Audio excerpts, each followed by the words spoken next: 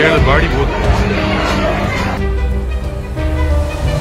விஜய் பரப்புரை செய்த இடத்தில் 30க்கும் மேற்பட்டோர் மயங்கிய நிலையில் 29 பேர் உயிரிழந்த சம்பவம் அதிர்ச்சியை ஏற்படுத்தியுள்ளது. நாமக்கல் மாவட்டத்தில் இன்று காலை பரப்புரை கூட்டத்தில் மக்கள் கூட்டம் அலைமோதிய நிலையில் கரூர் மாவட்டத்தில் இரவு 7 மணிக்கு நடைபெற்ற பரப்புரை கூட்டத்திலும் தாவேகா தொண்டர்கள் பெருமளவில் திரண்டிருந்தனர். அந்த கூட்டத்தில் விஜய் பேசத் தொடங்கிய நிலையில் ஒரு பெண் மயக்கமடைந்தார்.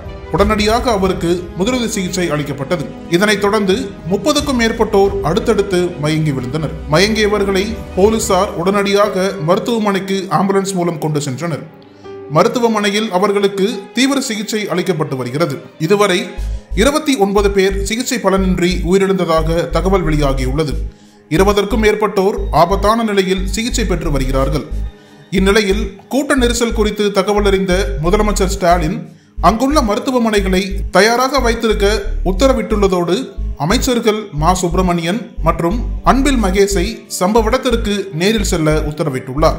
இதனிடையே முன்னாள் அமைச்சர் செந்தில் பாலாஜி கரூர் அரசு மருத்துவமனைக்கு சென்று அங்கு சிகிச்சை பெற்று வருபவர்களை சந்தித்தார். மேலும் கரூர் மாவட்ட எஸ்பியும் கூட்ட நெரிசலை கட்டுப்படுத்தும் பணிகளில் ஈடுபட்டு வருகிறார். இதற்கிடையே முதல்வரின் உத்தரவின் பேரில் தமிழக சட்டம் ஒழுங்கு கூடுதல் டிஜிபி டேவிட்சன் தேவாசீர்வாதம் சம்பவம் நடந்த இடத்திற்கு புறப்பட்டார். ஆம்புலன்ஸ் ஓட்டுநர்களுடன் தாவேகா தொண்டர்கள் மோதலில் ஈடுபட்ட நிலையில் அவர்கள் மீது போலீசார் தடியடி நடத்தி வருகின்றனர். இத்தகைய பரபரப்பான சூழலில் முதல்வர் மு.க. ஸ்டாலின் நாளை கரூருக்கு செல்ல உள்ளதாக தகவல் வெளியாகியுள்ளது.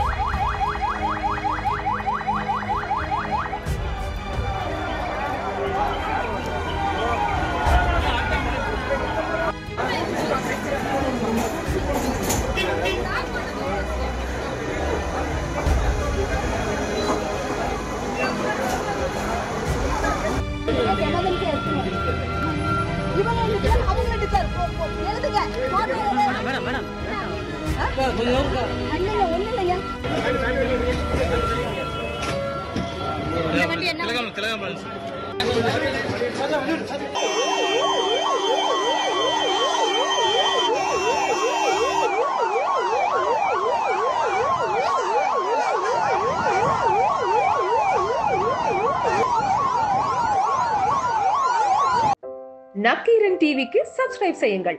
உங்கள் ஆதரவே எங்கள் பலம்.